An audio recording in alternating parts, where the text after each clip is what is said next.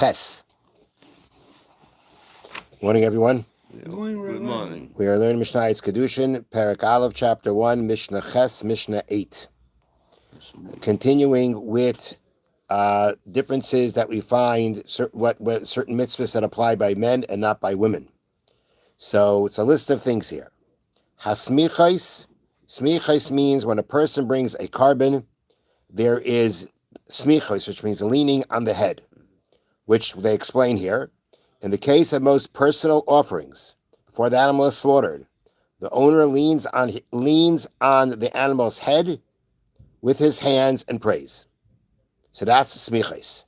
That is something when you bring a personal carbon, this is what the Torah says the person bringing the carbon needs to do. He leans his head on the hands on the leans his hands. He lands. Wait a second here. He leans on the animal's head with his hands before it's shechted, before it's slaughtered. Vatanufais. Tanufais means waving. Certain karbanas, certain offerings need to be waved.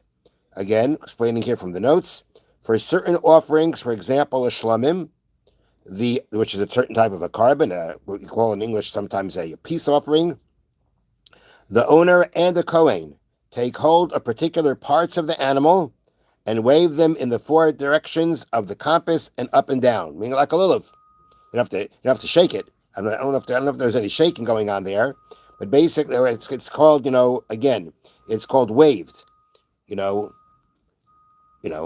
Yeah. I mean, you put it to the front, to the side, all four directions, up and down, similar to the lulav.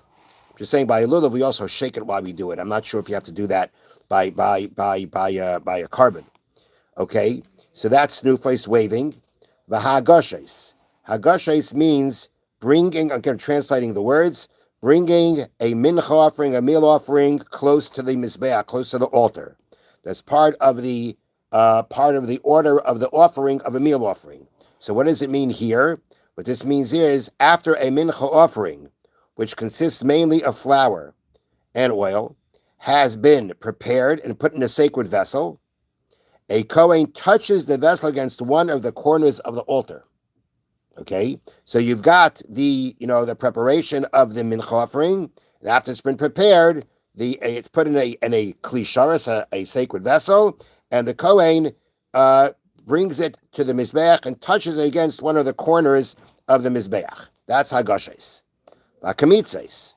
Kamitzes means, again, by a meal offering, the scooping up, which means a kohen removes a portion from the mincha with a scoop formed by bending three fingers over his palm.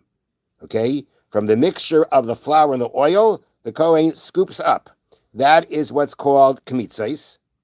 Va'aktares, which means burning offerings, burning the sacrifices on the mizbeach, on the altar.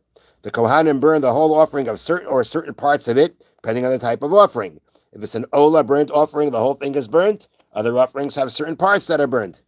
That's haktaris, the offerings, the burnings. V'malikais. Malikais, they translate here as slitting the neck of a bird offering. Now, what that means is a bird offering is not slaughtered with a knife, and again from the front. Rather, a kohen slits its neck with its thumbnail in a procedure known as malika. That is what's done for not if you're eating a bird, that's not what you do. But if it's a bird offering, it's a bird sacrifice, it's not slaughtered regular with a knife from the front, but rather from the back. The kohen slits the neck with his thumbnail, and then gets to the two pipes that have to be severed. Now that's malikais. V'azais. Azais means sprinkling of the blood of offerings. Right, the main part of every sacrifice, again, of an animal sacrifice, is some form of the sprinkling of the blood on the altar. Va'kabalos. Kabalos means receiving the blood of an animal offering. After an animal offering is slaughtered, a kohen catches its blood in a vessel and then sprinkles the blood on the altar. Okay, so all these things that we just mentioned, all these things that are related to sacrifices, some of them related to the owner, the majority of them were related to the kohanim. Noagin ba'anoshim v'lo b'noshim. They are practiced, they are done by men, but not done by women. Meaning, so that means that if a woman were to bring a shlamim carbon, would she do smicha? Would she lean on the animal's head with her hands? The answer is no, she would not. Would she wave it? No, she would not.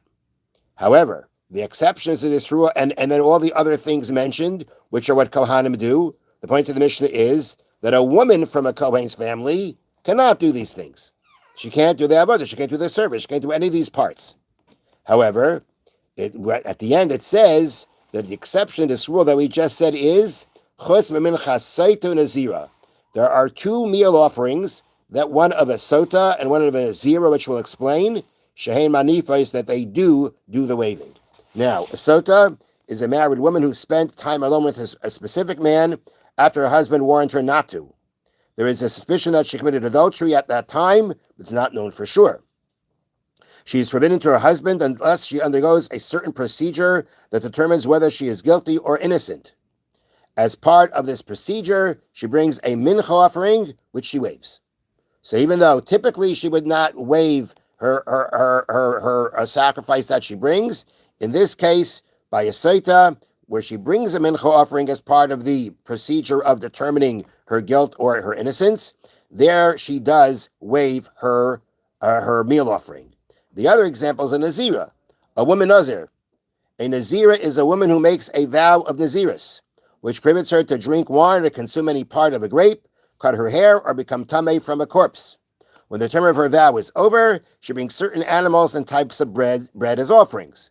She waves some of the bread. Okay, the bread is a mincha, right? Whenever you're having bread being brought in the Beis Hamikdash, it's the status of a mincha. And she waves the bread together with a part of one of the animal offerings. That's what a nazir or a nazira do. When they complete their term, they have to bring certain karbanos, certain sacrifices, and part of that process is to bring certain breads and an animal. And as he said, and as we say here, some of the bread is waved together with a part of one of the animal offerings. And because in the case where she's a nazira, she will do this snufa, she will do this waving. So although we say generally she does not do waving or any other things mentioned, there are two exceptions when a woman will do waving on a meal offering that is hers. That's in the case of sota and in a case where she is a nazira. Have a wonderful day. Just to remind everyone that tomorrow there will not be a Mishnah class. We resume Friday, Mitzvah Shem. Have a wonderful day. Okay.